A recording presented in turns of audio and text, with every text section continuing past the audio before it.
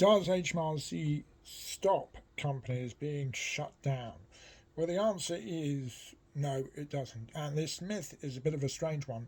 I don't know where this idea has come from, but ultimately, anybody who's ever examined the listings of the London Gazette will see that HMRC is possibly the biggest, certainly one of the major organisations that are petitioning for the compulsory winding up of companies. So the suggestion that HMRC blocks companies from being closed down and in particular going into liquidation is just completely wrong.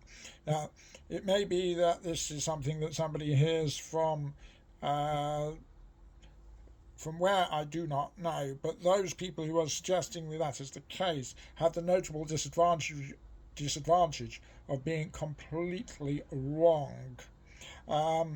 It is simply not the case that HMRC stops companies from being shut down or closed down.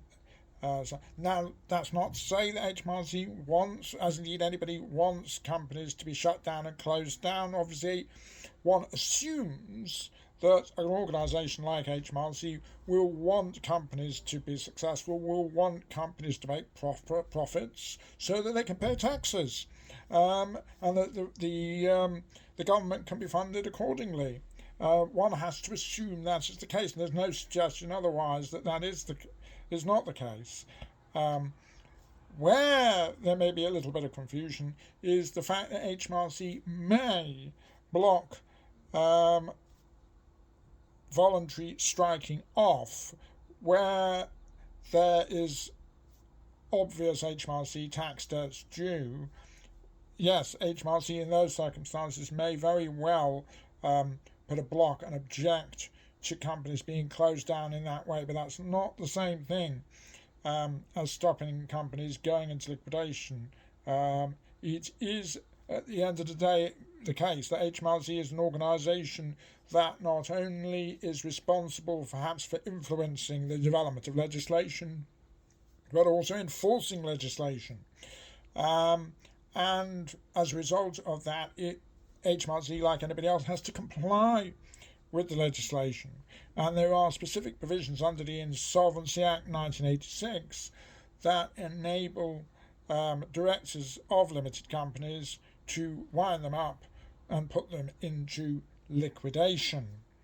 The most obvious route will be where there is HMRC tax debts, being creditors' voluntary liquidation.